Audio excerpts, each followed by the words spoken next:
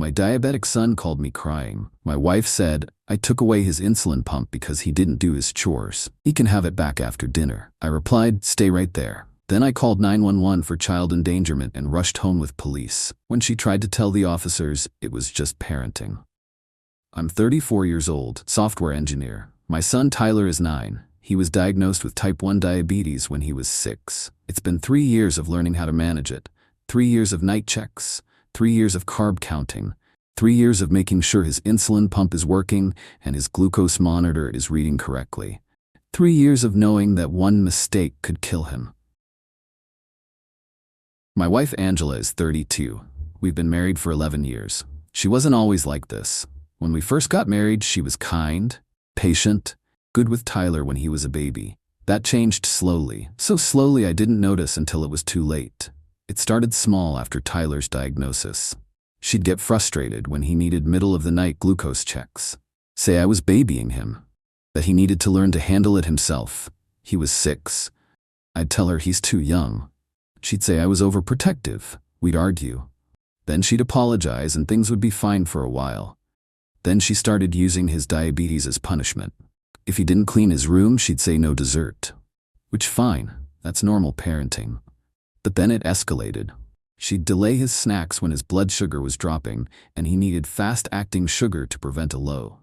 Make him wait 30 minutes as punishment for talking back. I'd find out and lose it. She'd say she was teaching him consequences, that he needed to learn that actions have results. I told her, you don't use a medical condition as a teaching tool. You don't withhold food from a diabetic child. She'd cry. Say she was trying her best.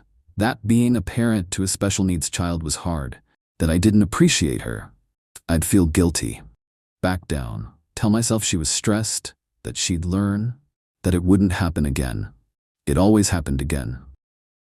2 months ago, Tyler came to me quietly. Said Mom told him if he got an A on his math test, she'd let him have his pump back. I said, what do you mean let you have it back? He said she took it off that morning because he didn't make his bed. That she said he could wear it to school if he promised to be better.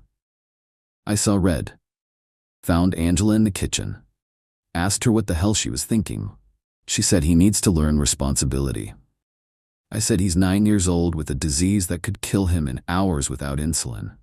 She said I was being dramatic, that the school nurse had insulin, that he'd be fine for a few hours, that I undermined her parenting constantly. I told her if she ever touched his medical equipment again, I'd leave. She stared at me, said you'd break up our family over this. I said I'd do whatever it takes to keep Tyler safe. She didn't say anything, just walked away. I thought that was the end of it. I thought she understood. Yesterday I was at work, big presentation for a client, phone on silent in my pocket. Meeting ran 2 hours. When I got out, I had 7 missed calls from Tyler's number. My stomach dropped. Called him back immediately. He was crying so hard he could barely talk. Dad, please come home. I can't find my pump. Mom took it. She won't give it back. My sugar is getting high. The monitor keeps beeping. I asked where his mom was. He said she's here, but she won't listen. She said I have to wait until dinner. Dad, I don't feel good. I asked to speak to Angela. Tyler must have handed her the phone. She said hello, like nothing was wrong. I said, what the hell is going on? She said Tyler didn't do his chores after school. His backpack was on the floor. His shoes weren't put away. So I took his pump. He can have it back after he eats dinner and cleans up properly. It's 4 p.m. Dinner is at 6. He'll be fine. I said, give him the pump right now. She said, no. You always let him get away with everything. He needs structure. He needs consequences. I said, Angela, he's diabetic. She said, I know that. You act like I don't know my own son's condition. He's not gonna die in 2 hours. Stop being dramatic. I hung up, dialed 911. Told them my wife had taken my diabetic son's insulin pump as punishment and was refusing to give it back. That his blood sugar was rising and she was withholding medical equipment. The operator asked if this was an emergency. I said my son has type 1 diabetes and no access to insulin. Yes, this is an emergency. She said police and ambulance were on the way. Stay on the line. I said I can't. I have to get home. I'm 20 minutes away. She said, sir, stay on the line. I hung up. Got in my car. Drove 80 in a 45. Didn't care. Called Tyler back. Said, buddy, I'm coming. Police are coming. You're going to be okay. He said, "Dad, I'm scared. I feel shaky." I said, "I know. I'm so sorry. This is not okay. What Mom is doing is not okay. Stay on the phone with me." I kept him talking the whole drive. Asked him about school, about his friends, about the video game he wanted, anything to keep him conscious and alert. His voice got quieter, more confused. I drove faster. Pulled into my driveway at the same time as 2 police cars and an ambulance. Ran inside. Tyler was on the couch, pale, sweating, shaking, monitor reading 310 and climbing. His continuous glucose monitor is separate from his pump. It stays on his arm and shows his levels in real time. That's how we knew it was 310. But without the pump, he had no insulin to bring it down. I grabbed him. The paramedics came in right behind me. They assessed him immediately, asked where his pump was. Angela was standing in the kitchen. She looked shocked. Said, "What is this? Why did you call the police?" I said, "You took a diabetic child's insulin pump.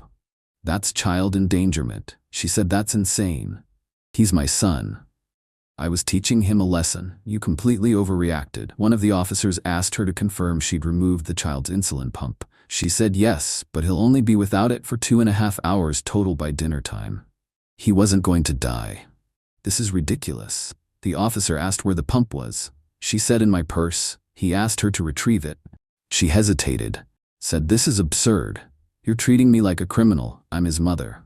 The officer repeated himself. "Ma'am, retrieve the insulin pump now." She got her purse, pulled out Tyler's pump, handed it to the paramedic. He attached it to Tyler immediately.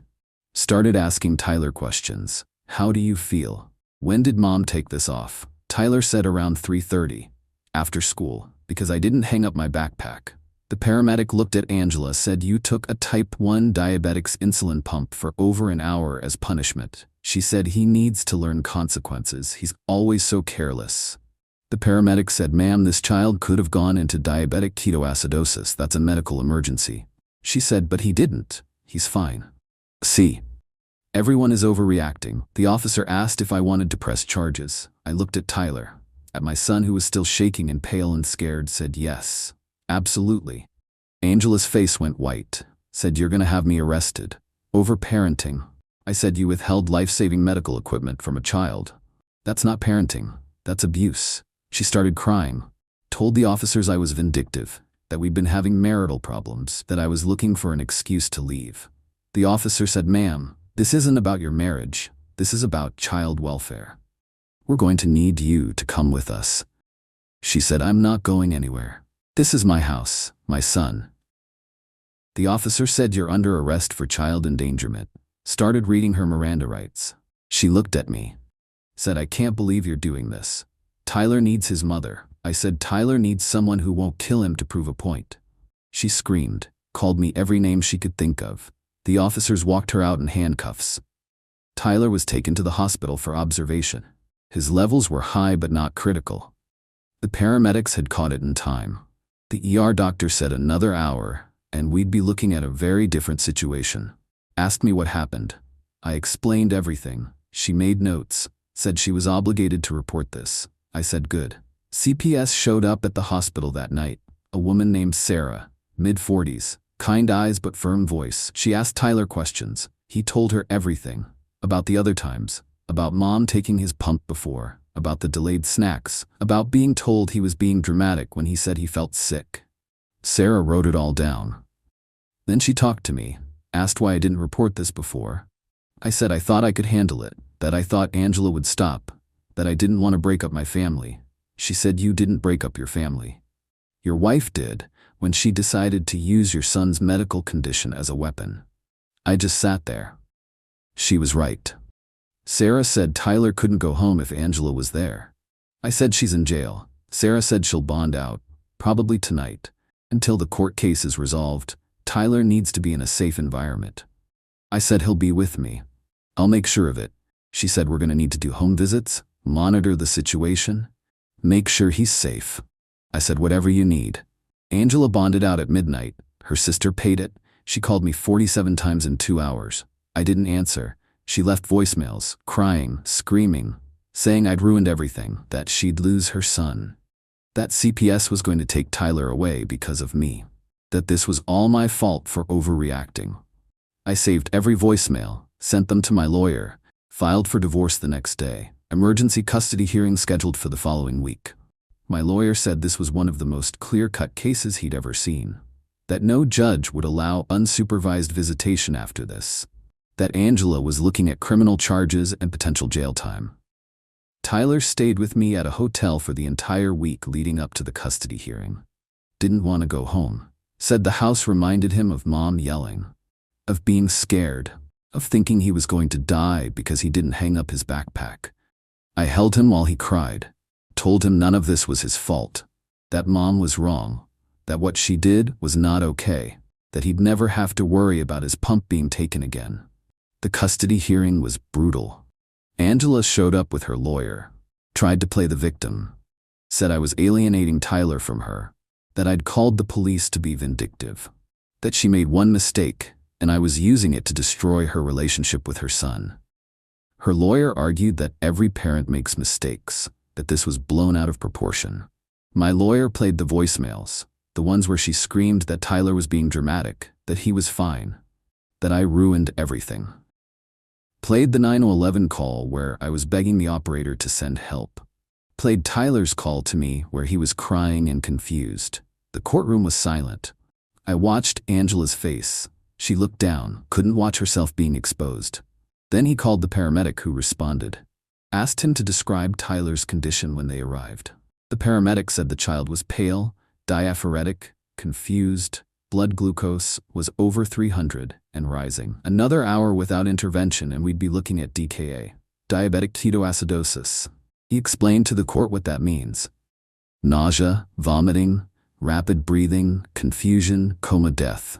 All from lack of insulin. He was asked if this was a medical emergency. He said absolutely. 100%. There's no scenario where withholding insulin from a type 1 diabetic is safe, ever. For any amount of time. The lawyer asked if he'd seen cases like this before. He said once. A babysitter who didn't understand diabetes. We reported it to CPS immediately. That child was removed from the home that night. Then he called the ER doctor, the CPS worker. All of them testified about the danger Tyler was in, about the pattern of behavior, about the risk of death, about how this wasn't a one-time mistake, but a pattern of using his medical condition as control. The judge looked at Angela, said, "Ma'am, do you understand that type 1 diabetes is a life-threatening condition?" Angela said yes. The judge said then, "Explain to me why you thought it was appropriate to withhold insulin from your son." Angela said, "I just wanted him to learn responsibility. I didn't think 2 hours would hurt him." The judge said, "You didn't think. That's the problem. That's the recurring theme here.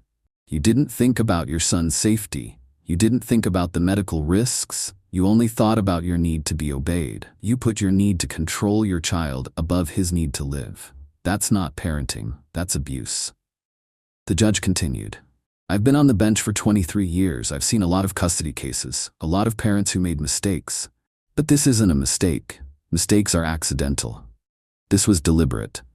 You deliberately took life-saving medical equipment from a child. You deliberately ignored his pleas to give it back. You deliberately let his blood sugar rise to dangerous levels. And when confronted, you showed no remorse. You blamed everyone else. I'm granting full custody to the father. You'll have supervised visitation once per week pending the outcome of your criminal case. If you're convicted, you'll lose visitation entirely. Court-appointed supervisor only. You'll pay for the supervisor. You'll attend parenting classes. You'll attend therapy. And if you violate any of these terms, you'll lose visitation permanently." Angela started sobbing, said, "Please don't take my son from me." The judge said, "You did this to yourself." This hearing is adjourned. Tyler and I went home that day. Back to our house, I packed up all of Angela's things. Her sister picked them up. Angela wasn't allowed within 500 feet of the property per the restraining order the judge had issued at the custody hearing. She tried to violate it twice. Police were called both times. She was arrested again, bonded out again. Her criminal lawyer told her to stop. The criminal trial took 3 months. Angela pleaded not guilty, said she was just disciplining her child, that she didn't mean any harm. The prosecutor brought in expert witnesses, endocrinologists, diabetes educators. All testified that withholding insulin was life-threatening, that a child Tyler's age could die in hours without it, that this was absolutely medical neglect and abuse. One expert, a pediatric endocrinologist with 30 years' experience, explained to the jury exactly what happens when a type 1 diabetic doesn't get insulin. Your body can't process sugar without it. The sugar builds up in your blood. Your body starts breaking down fat for energy instead. That creates ketones. Ketones are acidic. They poison your blood. Your blood becomes acidic. Your organs start shutting down. You go into a coma. You die. This process can happen in hours for a child. He was asked how long Tyler had before he'd be in serious danger. He reviewed Tyler's medical records, his weight, his typical insulin needs. He said based on these factors and the blood glucose reading of 310 when paramedics arrived, Tyler had maybe 2 more hours before DKA would begin. Maybe 3 if he was lucky. Angela had taken the pump at 3:30. Said he couldn't have it until after 6 p.m. dinner. That would have been 2.5 hours minimum. Then she would have made him eat dinner first, clean up, maybe another 30 to 45 minutes. He would have absolutely been in DKA. No question. The prosecutor asked what would have happened if Tyler went into DKA at home with a mother who was still refusing to give him his pump. The doctor said that child would die. Angela's lawyer objected. Speculation. The judge overruled. The doctor is providing medical expert testimony. Answer the question. The doctor said without immediate medical intervention, a child in DKA will die. If the mother was still withholding the pump, still refusing to acknowledge the emergency, that child would not receive intervention in time. He would die. The jury looked at Angela. She was crying. Her lawyer tried to salvage it. Asked if the doctor could say with 100% certainty that Tyler would have died. The doctor said, I can say with 100% certainty that a type 1 diabetic child without insulin for that duration would enter DKA. I can say with 100% certainty that DKA is life-threatening. I can say with 100% certainty that this mother's actions created a life-threatening situation. Whether the child would have died depends on variables we can't know. But the risk was absolutely there. The jury deliberated for 2 hours, found her guilty of child endangerment. She was sentenced to 2 years probation and mandatory parenting classes. Lost all custody. Tyler was relieved. I was relieved. She violated probation within 6 months by trying to pick Tyler up from school. Went to jail for 90 days. Was released 8 months ago from today. Tyler's doing better now. We have a routine. I check his pump every night, make sure his glucose monitor is charged, keep emergency sugar everywhere. He knows I'll never take his medical equipment, that his health comes before chores, before discipline, before everything. He sees a therapist twice a week, working through what Angela did, through the fear, through the trauma of thinking your own mother might let you die to prove a point. The therapist says he's resilient, that he'll be okay. But it takes time. Angela sends letters. Tyler doesn't read them. I scan them first. They're all the same. I'm sorry. I made a mistake. I love you. I miss you. Please forgive me. The therapist says Tyler isn't ready. Maybe he never will be. That's his choice. I support whatever he decides. People ask me how I didn't see it coming. How I stayed with someone who would do this. The truth is it was gradual. Small things that got bigger. Boundary pushing that became boundary crossing. I thought I could manage it. I thought I could protect Tyler and keep our family intact. I was wrong. I should have left the first time she delayed his snack as punishment. The first time she used his diabetes as leverage. I should have documented everything and gone to court then. But I didn't. I tried to fix it, to reason with her, to make her understand. You can't reason with someone who sees your child's medical condition as a tool for control. Tyler asked me last week why Mom did it, why she cared more about a backpack on the floor than whether he lived or died. I didn't have a good answer. I still don't. I said sometimes people get so focused on being in control that they forget what actually matters. That Mom's need to be obeyed became more important than keeping him safe. He said that's dumb. I said, yeah, buddy, it really is. He's thriving now. His A1C levels are the best they've been in years. His doctor said he's doing amazing. That whatever we're doing at home is working. I said we just follow the medical plan. Don't use his health as a bargaining chip. The doctor said you'd be surprised how many parents don't do that. I wasn't surprised. Not anymore.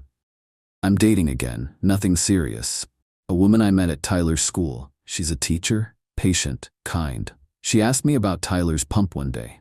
I explained diabetes. She said that must be hard to manage. I said it's not hard when you care more about your child's life than about being right.